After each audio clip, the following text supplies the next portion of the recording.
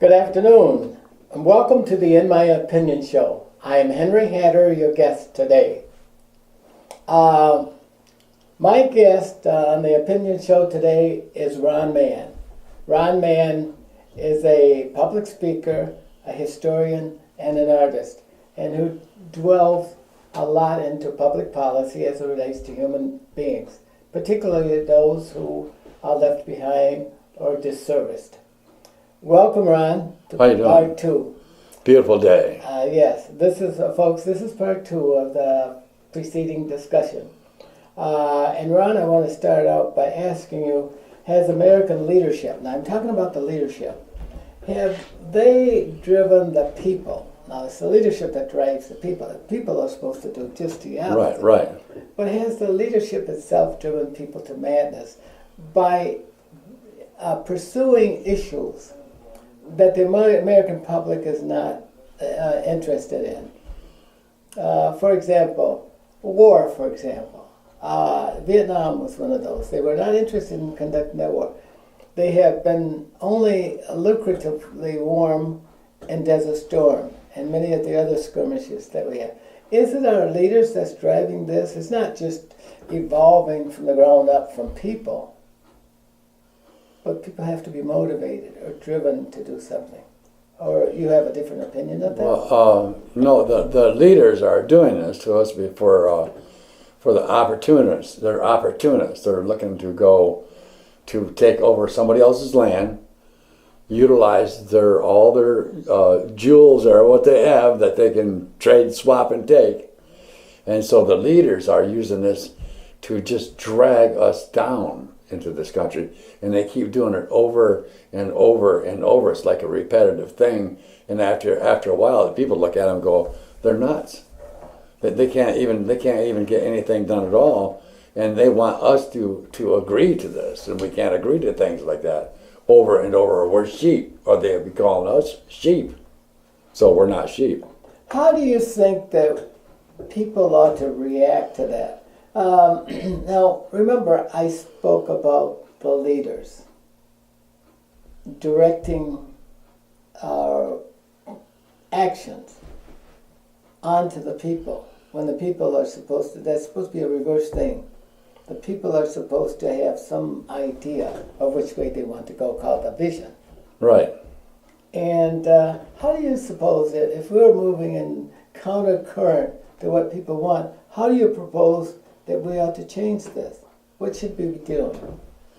Well, I mean, of course, when you go forward, it's always better to go forward and get things in a smooth running condition. But as you go forward, if they yank the chain back on you again and pull you backwards, the government, change you and pulls you backwards and tries to start you out with a new slate here again. It's like starting you out with a new slate. That does not work. You can't make that work for anybody. You know, I was just thinking, Ron, and in my deeper thought, but look at how we live, or how we've lived in the past. We were blessed with being born in a country with tremendous resources, small populations, tremendous ability to create things, until we became the dominant nation in the world. And yet, you would think that with all of the wealth that we have, and we share it, in a nation with a large middle class, nobody went hungry here.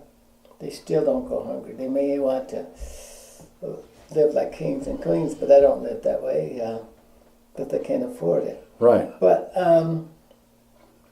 why haven't we been able to master, with all the resources that we have as a nation, to be able to live among people with minimal conflict? If we have all of that, look at all of the rest of the world, who here, we're sitting in a room filled with electric lights, filled with heat, Right. filled with food, and access to food and stuff like that. We have all of the technology equipment we want to be set at this table. And yet, Other countries don't have that. They sit in darkness and hunger and fear. And yet, with all that we have, we still can't get along with each other. Please explain to me why. I think we actually do get along with each other. Okay. Myself, I really think we do. You know what I mean? There's other people that will say we don't get along with each other. And I look at them and go, you mean you don't get along with each other? Oh, yeah. I'm not going to take the blame for something that they're doing. So I would say that we get along with each other. We just got to utilize all the excess stuff that we have for good things. Instead of utilizing it for a bad thing, we put it to a good test. And if it works, deal with the people. Give the people more interest in life, in the country that they're in, a new life, which is, we all have a life of our own, but you can't make one person live like a dog and the next person have 2 caviar cars in their driveway, because that doesn't work. Because if there's no jobs, then there's no respect, and people's got to respect each other. And the only way you can do that is to have enough money to live on, which is like this painting here. It's called The Melting Pot. Well, when we melt, right? Yeah, when we fit into the melting pot, it's actually money too, as we're trying to say. It should be money too when you fall into the melting pot. So we should all be able to fit into the melting pot and come up with the same thing when we're done. That is a good life to live, and help other people live a good life too. Not me. Football players, basketball players, boxers, they all work for their living, but the price that they get is way too much for life, for everybody. So when you put them guys, not just the basketball players and etc., but when the money is like $250,000 a year, that's quite a bit of money. I mean, we could do 7 families with that, maybe. You know what I mean? So money is what they're after. They're after the money. We can't live on that money, that small amount that they leave them with. Them is the underclass people. You can't expect them to live on that kind of money. So when you meld them into the pot with you, then you got to share everything with them. Not give, share. Do you think that we've ever had that happen in this country? Do you sense that we shared a resource? Well, we must have, because everybody, to some degree, we share freedom, although it has been restricted for some cultural groups. But then it's we're still striving to make the nation a more perfect union, as you read in the Constitution. What do you say to that? You can make it a more perfect union if you work together, all together. But you can't if you only take part of the pot with you. If you only take part of the melting pot with you, it's only going to work part way. So the rest of them ain't going to get treated right. So no. How do you then propose to change that? What should we be doing? I think we should invest in our country. Not in everything else or every other country. We have to keep everything stable there and work with them, but not go over and take over everything and try to make them just like us, because we're not really on top of the pot anymore. You know, I think we're sort of dropping lower class, and that's not what we want to see for America. We want Americans to flourish. If they flourish, kill the tax. This tax thing is a little bit too much for people to deal with. Tax. You can't be stable. You can't buy insurance. Most people in Flint can't even hardly afford car insurance. You know, let's be basically, why do they pull over people and take their car? Because they don't have no car insurance. In a country that's so well off, why can't we afford car insurance for people? Suggest a way we might get out of that. Well, I mean, it's point blank. Instead of spending billions of dollars to send something to outer space, if we don't need it right now, Why don't we put that to use in our own world down here, where we're in the world here, and we got to make everything run better and do better without giving up everything? That's what we're after. That's what the people are after. They want to be able to go out there and work in their garden. They want to do their garden work. They want to fix their houses. They actually want to put a roof on that house and get that piece of cellophane off the top of the roof, because that it doesn't help the leak, you know what I mean? So they actually want to put a roof on the house. Yeah. Oh my God, you mean we can't afford a roof this year? And, so and then the state comes along and tells you got to do something with your house, you know what I mean? So if you're looking bad and there's no money, you can only look bad. You can't look real good. Well, Ron, much of the public policy developed today, when we send elected officials to Congress, they're there to develop public policy, right? Right. Now, but we have been noting for a long time, people who study the Constitution and study the behavior of governments like our government, we note now that elected officials don't develop public policy. It is placed in the hands of regulatory bodies, like, for example, HRSA, for example, or like the EPA. Now, our elected officials developed policies, and policies come from the laws that they enact. And the person that you elect to Congress ought to be able to be in touch with the laws that he helped to create and the resulting policy. But if you ask your congressman to access or to a question about or to find relief for you in a certain circumstance, like the veterans, for example, Right. he can't do that because that's been turned over to regulatory bodies, and it may be the Veterans Association, whatever the policy is that governs. It may be also one of the financial arms of the federal government. But my question is, when people get so fed up, because they get this, they see that regulatory bodies are running the country and not that elected officials. What should be done? Should we be able to govern through the Constitution with a referendum where all people can propose a law, and it has to pass through the several states, particularly the big laws that count a lot. It passes through each state, and the state has to approve this through a referendum. Like, for example, a tax to take care of all water issues throughout the country, which that we're going to see that come back again and again to bear. Or it should be through some other kind of order where people have their fingers on the pulse of whatever gets passed in Washington. Do you understand? Yeah. What I said? Should it be the people?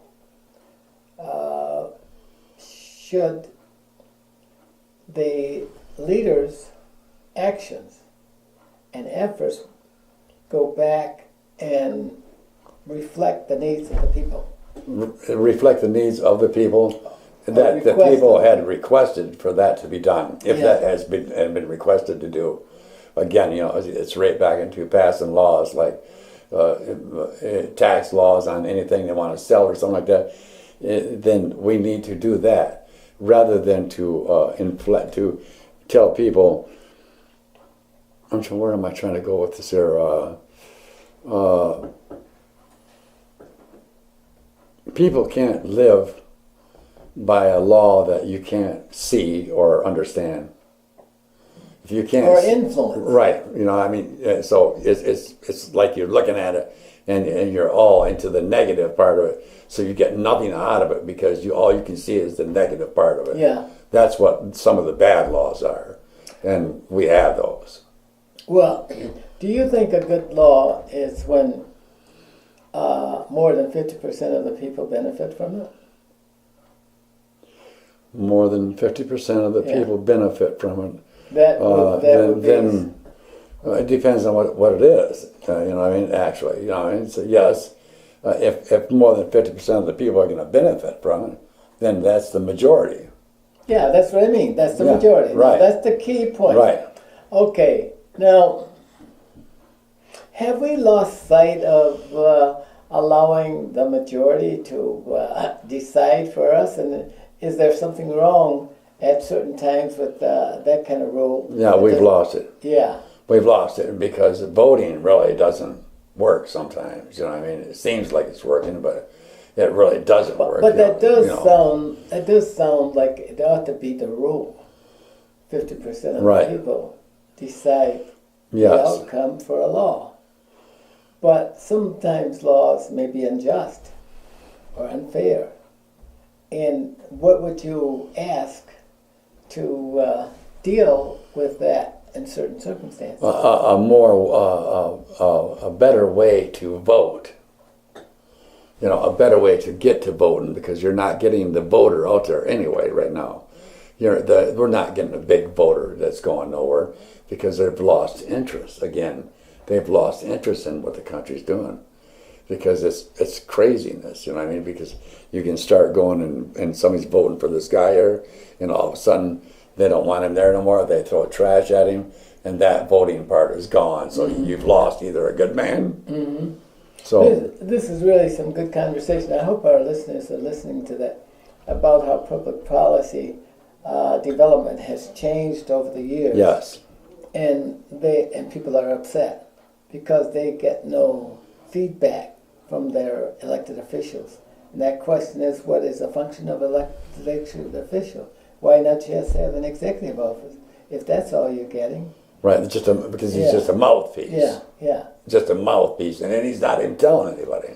Yeah, and we can continue to discuss this, and I may come back with it, but I want to move on to something else. Now, demographers, people who study populations, have predicted by 2050 the United States will have a paradigm shift. And the paradigm shift is that people of color will show will be the arithmetic and political majority of this country. Yes. And I want you to show a picture that depicts this, if you got one. Have you got one that depicts this? Well, And the kind of anxiety that people will have when they have to give up that kind of authority, and others intrude within, because the system will overcome it. And there may be some other parameters that might change the course of history altogether. Right. We may become a blended population. right, which is like the melding pot. Yeah, Here we like are. a melting pot. We are Yeah. a blended. We are blended. And you can see more of that through marriages. And right, because it's intermingling is working. It's goodness. Okay. You know what I mean? Right? That's its goodness, because we get a multitude of ideas come from people of many backgrounds. Okay. Now, holding that in perspective, what we need to do is to think about how population shifts will change the dynamics, how the lack of resources will change those dynamics. Okay. Right. When population rises and resources decline, people get ugly. Is that likely to be the case when you have a shift like this? Are people going to want to get along well under those circumstances? I think that once it's happened, and this has made it switch. Because this one here is like the Bush administration here to me was. You know what I mean? Mm-hmm. This is the Bush administration. Okay, explain. I was sort of mad when Hurricane Katrina took place, Mm-hmm. and I seen the Bushes talk about people like they were not really anything.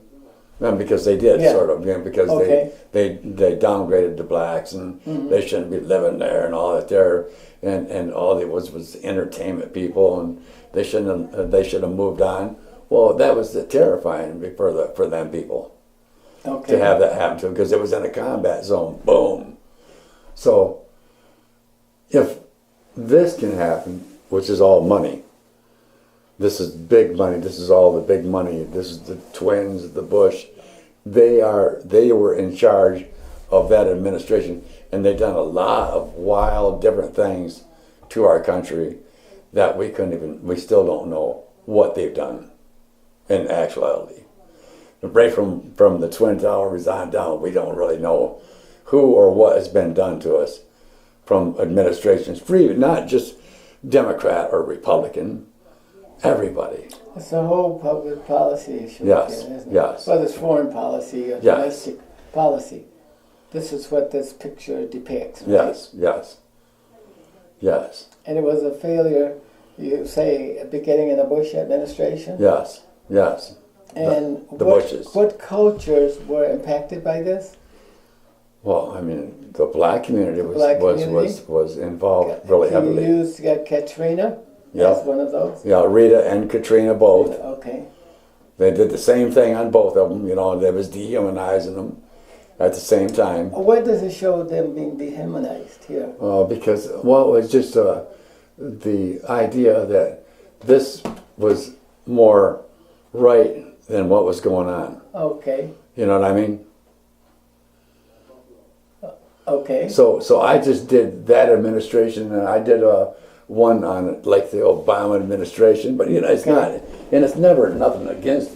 This one here is like I brought this in here. This is like the Wailing Wall for the Jews. To throw this into the same thing here while we're going down through this painting. This is the Jews at the Wailing Wall, and that it was their sadness. You know what I mean? That they're going through. They have that same problem over there, and. For example, what problem would they have? They're just trying to stabilize themselves. Oh. I think that's what their intent is, to stabilize and become a human race of some kind, of their own. They just want to be a human being. Mm-hmm. Well, we all want to be a human being. You know what I mean? Yes. We all do. Sure. So they're doing that. That was my only way to say to the Jews at the time that I painted this here was that we was having a big problem with them getting their want and woe there, you know what I mean? But they're going to get there just when the time comes. Okay. So this is going to be something positive for the Jews. Yes, yes. And what evidence do you see that might Well, because it's happening to us right here again too. Where if we get to be enemies with each other all the time, you're going to get the same thing that you had at the Holocaust with the Holocaust. So we got to really tune ourselves up. We got to get together as a nation and heal and stop the war. Stop warring. Quit worrying about the great big fat money in the big wallet constantly. Feed the country. Build a new country out of our good country we have. By people. By the people. Sure. By the people. By the people. By the people. By the people. The people. By the people, that's right. Still has to be the focus. Still has to be that. That's and it. that was the last question I was Yeah. going to get. But explain this one before I go This back. is a 1,000-yard stare. I just brought that along because I had another shot that I had with it. But this is like how you could have got after you get into a place like Flint and there's nothing left. And you're standing in the street and you're just looking straight down the street and there's nothing there. We can't have that happen to Flint. We don't want Flint to just disappear. We want to still have a flourishing community before it's over with. Little kids going to school and learning, and having respect for themselves, all of them. And that way they can pass that on to their kids. But we still have to provide jobs for our country. The jobs are what our country needs. This here was I threw this other one here. It's because drinking was always a product of war. When you got done with the war, most guys come back and they all tend to get into the bottle and drink, and that become a stagnant thing for our. It gets into our communities, deteriorates our communities. So drinking is probably the worst thing we can do anywhere out there. So I use my time now is to say don't drink. If you have to do something else to relax yourself, fine. Don't heavy drugs is not any good for anybody.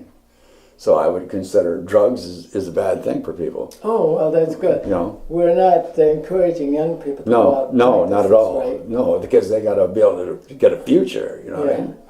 If they don't have no future though, right now. And this was just how I figured the Obama administration came in, and it was like shock and awe at first. Oh, yeah. It was shock and awe at first, but then the people opened their eyes and Amazing! said, What a great commentary. "Beautiful." You know what I mean? This is worth 1,000 words. Yes. Yeah. Yes. This is worth 1,000 Yes. words. That is wonderful. What a great depiction that is. You know, that matches up with, I was telling you about the paradigm shift. Right. Yes. That's going to, that may be one of those catalysts that will help us transition into a position where we can find peace and protect our democratic and free society. We got to have it. We got to keep it, we the people. Yes. Well, Ron, the time is coming to an end. Again, you've been a good conversationalist. You've talked about public policy and how those are reflected in your drawings. And I'm sure that people who saw these must look at them with some interest and enthusiasm and energy, because I think that helped to spark enthusiasm in your remarks today. I've had Ron Mann on today. Ron Mann, as I said, was a public advocate for many programs and many of society's issues. And we need to bring this show to a close, Ron, and I hope you'll come back again. And until then, stay focused.